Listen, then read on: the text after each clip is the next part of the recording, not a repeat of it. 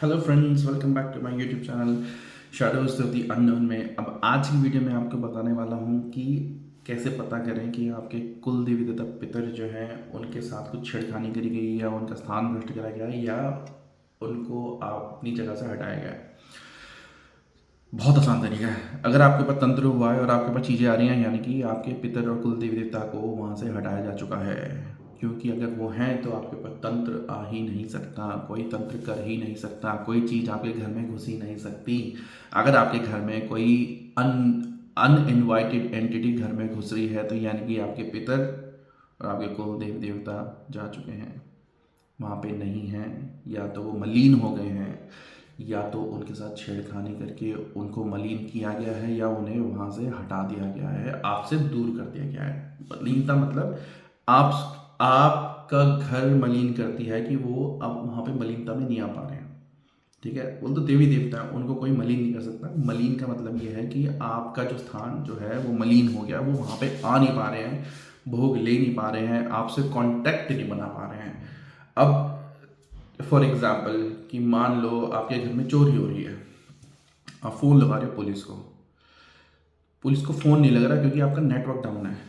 अब उसमें ये तो नहीं आप कह सकते कि पुलिस है नहीं, पुलिस तो स्टेशन में बैठी है, आपका ही फ़ोन नहीं लग रहा क्योंकि आपके फ़ोन की बैटरी डाउन है या आपका नेटवर्क डाउन है या आपका सिम टूट रखा है। तो उसमें आप ये तो नहीं कह सकते कि यार पुलिस तो थी नहीं, पुलिस तो भाग गई, पुलिस तो है नहीं। नहीं, पुलिस वहीं पे थी, स्टेशन में थी, वहाँ तक फ़ोन कॉल आपका गया नहीं कि वो आप तक आ पाए आपको बचाने के लिए। सेम यही तरीका होता है जब तंत्र किया जाता है, जब तंत्र चलाया जाता है तो उसमें सिर्फ जिस भी तरीके से चलाया गया तंत्र है उस चीज़ को आपके घर में भेजा गया है, सिर्फ उसे भेजा नहीं जाता, पहले आपके घर से जो आपकी शक्तियाँ जो आपको प्रोटेक्ट कर रही हैं उन्हें हटाया जाता है। अब कई सारे केसेस में ये बहुत आसान हो जाता है क्योंकि जो लोग हैं वो अपने कुल देवता, उनको पता ही नहीं उनका कुल देवता देवता कौन है, तो वो तो पहले रुष्ट बैठे हैं, वो है ही नहीं वहाँ पे। पितरों को भोग दिया नहीं जा रहा है तो पितृ की शक्ति भी वहाँ पे क्षीण ही है। उनको जल नहीं दिया जा रहा है, भोग नहीं दिया जा रहा है, तो वो ऑलरेडी उनकी शक्ति क्षीण है। तो आपका घर तो ऑलरेडी ओपन ग्राउंड है किसी भी चीज़ को घुसाने के लिए, मतलब वहाँ पे बहुत इजी है तंत्र पहुँचाना। हाँ, अगर आप अपने कुल देवी देवता को रेगुलर पूज रहे हो, उनका भोग दे रहे हो, आपने पितरों का भोग दे रहे हो, आप रेगुलर उनको स्नान करवा के ला रहे हो, गंगा जी में स्नान करवा के लाया जाता है।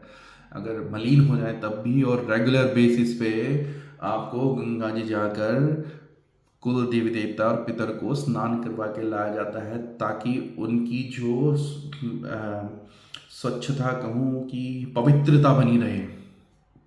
पवित्रता, जितने वो पवित्र रहेंगे उतने ज़्यादा आपके घर में आपका काम स्ट्रांगली वो करेंगे, आपकी प्रोटेक्शन होगी। ठीक है, जब आप किसी देवी देवता को पूजते हो, मान लो आपने काली को पूजा, भैरव को पूजा, वो क्षणिक भर के लिए ही आपकी मदद करते हैं, वो हर टाइम आपके घर पे नहीं खड़े रहेंगे। आपके घर पे हर टाइम जो खड़ा रहेगा वो है आपके कुल देवी देवता, आपके पितर। उनको स्थान दिया ही इसलिए गया है, जो बड़ी शक्तियां हैं इन्होंने इनको दिया ही इसलिए है कि ये उनके रिप्रेजेंटेटिव बन के आपके घर में रहते हैं, आपकी रक्षा करने के लिए, आपका कुल बढ़ाने के लिए, आपके बच्चों की, घर की हर चीज को बढ़ाने के लिए इन्हीं को स्थान दिया जाता है, इन्हीं को शक्ति में अपनी शक्ति से दी, इन देवी देवताओं ने दी होती है, क्योंकि वो हर समय आपके घर पे नहीं रह सकते। यदि आपने भैरव की सिद्धि करी है, काली की सिद्धि करी है, तो वो भी तभी आएगी जब आपका उसका आह्वान करोगे। अगर आपने आह्वान नहीं करा तो आप पे तंत्र कर दिया तो आह्वान नहीं कर पाया तो वो चीज़ आएगी नहीं आपको बचाने के लिए। लेकिन कुल देवी देवता ऑटोमेटिक काम करते हैं, पितृ ऑटोमेटिक काम करते हैं, इनको बताना नहीं पड़ता। यहाँ तक कि अगर आपके कुल देवी देवता, आपके पितृ जागृत हैं और आपने कोई सिद्धि कर रखी है तो आपके कुल देवी देवता, आपके पितर ही उस सिद्धि को बुला देंगे। अगर आप नहीं बुला पाए वो ही बुला, अगर आप सो रहे हो और किसी ने कोई तंत्र चला दिया तो आपके कुल देवी देवता इस सिद्धि का आह्वान कर देंगे, फटाफट आओ यहाँ पे ये काम करने के लिए, और फट से वो सिद्धि काम करेंगे। तो इतना इंपॉर्टेंस होता है कुल देवता पितर का। तो लोग ये सोचते हैं कि यार मैं तो महाकाली को पूज रहा हूँ। भाई, अगर आपके कुल देवता रुष्ट हैं तो आप सर फोड़ लो जाके, महाकाली आपका आएगी ही नहीं, वो आएगी ही नहीं। आपके कुल देव देवता पितर रुष्ट हैं आपसे, तो आप कितने भी बड़े दरबार में चले जाओ, कितने भी बड़े कितने भी बड़े शक्ति के पास चले जाओ, वो शक्ति आपको भेज देगी, भाग भाई, तूने तो अपनों को नहीं पूछ रहा तो हमें क्या पूछेगा यहाँ पे, निकल यहाँ से। सिंपल सी बात है। तो अगर आपको इन चीज़ों से बचना है तो सबसे पहले आप अपने कुल देवी देवता को पूजें, उनका स्थान बनाएं, ये इंश्योर करें कि उनका स्थान बिल्कुल पवित्र है, उसके साथ कोई छेड़खानी नहीं हो रही है। पितरों का स्थान बनाएं, पितरों को जल बहुत ज़रूरी है देना रेगुलर बेसिस। सिर्फ जब पितृपक्ष आते हैं सिर्फ उस पे ही नहीं, उनको रेगुलर बेसिस पे भाई पितृलोक में जल नहीं होता, इसलिए जल यहाँ से जाता है, आपके हाथ से जाता है। उनको आपके लेने देने से कुछ फर्क नहीं पड़ता, आपके लेने देने से कुछ फर्क नहीं पड़ता, क्योंकि आपके साथ उनका कनेक्शन ही तब बन पाएगा, वो आपके लिए मदद ही तब कर पाएंगे जब आप वो कनेक्शन फिजिकली उनके साथ बनाओगे। वो बनाते किससे? जल से, जल तत्व से उनके साथ आपका कनेक्शन बढ़ता है। इसी वजह से जल देने का महत्व बहुत ज़्यादा पितरों के लिए।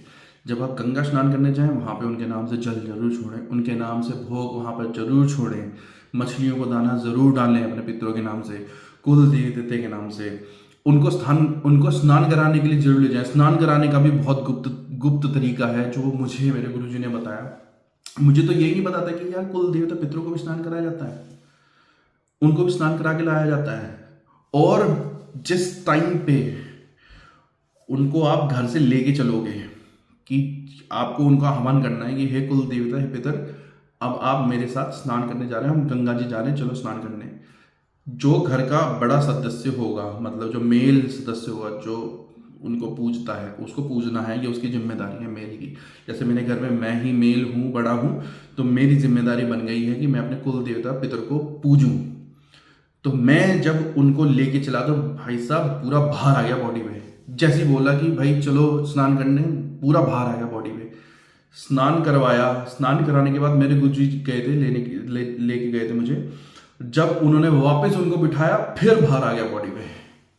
मतलब ऐसा कैसे कि मतलब मैं तो यार मैं पावर लिफ्टर हूँ, ठीक है, पावर लिफ्टिंग करता हूँ, तो मुझे वेट उठाने में तो मेरे को कोई प्रॉब्लम ही नहीं होती है। लेकिन यार कंधे धू करके भारी, जैसे गुरुजी ने कहा बैठो, कहा कर आह्वान अपने कुल देवता पितर को, बोल चलो अब मेरे साथ बैठो मेरे, आपको अपने ऊपर बिठा के ले जाना है भाई साहब, हाथ में नहीं अपने ऊपर बिठा के।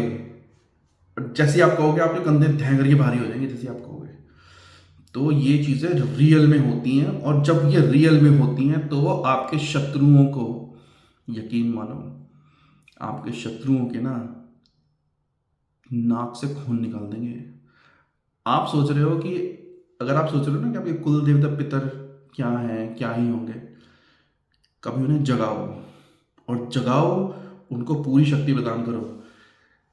उनमें इतनी ताकत है कि अगर कोई उनके कुल की तरफ आंख उठाएगा ना, वो फिजिकली उस दुश्मन की शत्रुओं के घर में जाके फिजिकली मारपीट करके आएंगे, फिजिकली।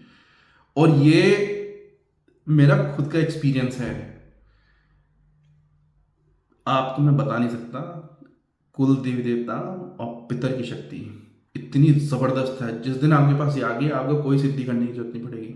और ये बहुत ईजी आती है क्योंकि ये आपके ही तो हैं, कोई और तो इन्हें पूज ही नहीं रहा। आपको ही पूजना है। आप इन्हें जगा लो, आप इन्हें स्थान दो, आप इन्हें जागृत करके रखो, इनको भोग दो, और इनको पूरी शक्तिशाली इनके नाम से जप करो, दान करो। मंदिर में जाकर जब आप जल चढ़ाओ शिव जी पे, तब इनको वहाँ पे जल चढ़ाते वक्त मंत्र का उच्चारण होता है। वो मंत्र उच्चारण करके कहा जाता है कि हे भोलेनाथ, मेरे पितरों को शक्ति हुई। जो पितर हैं वो शिव के जांग में रहते हैं। पितरों को ऊर्जा देने का काम शिव जी से बड़ा कोई नहीं कर सकता। तो पितरों के लिए वहाँ पे आप करो, उनके नाम से पाठ करवाओ, पूजा करवाओ, उनको जल दो। जब भी आप वहाँ पे जाते हो 3 लोटा जल चढ़ाओ शिव जी पे, एक अपने नाम से, कुल देवता के नाम से, और एक पितरों के नाम से चढ़ाओ जल। और कहो कि अगर वो किसी वजह से किसी ने उन्हें मलिन करने की कोशिश करी है तो हे भोलेनाथ उन्हें पवित्र कर दो, और फिर उनको स्नान करवाओ। मतलब प्रोसेस बहुत लंबा है। अगर आप सोच रहे हो ना कि यार देखो, कोई भी चीज़ खाना भी बनाना बहुत आसान नहीं है। उसके लिए आपको बाजार जाना पड़ेगा, सब्जी लानी पड़ेगी, घर आके उसे काटना पड़ेगा, बनाना पड़ेगा, और फिर खाना पड़ेगा, है ना। तो आसान तो कुछ भी नहीं है। लेकिन हाँ, एक बार आपको बनाना आ गया, एक बार आपको उसकी आदत पड़ गई तो आपके लिए वो आसान है फिर, है ना।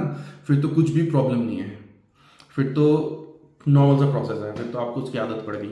एक बार वो आपका नॉर्मल प्रोसेस हो गया, फिर उसको कोई हिला ही नहीं सकता, है ना।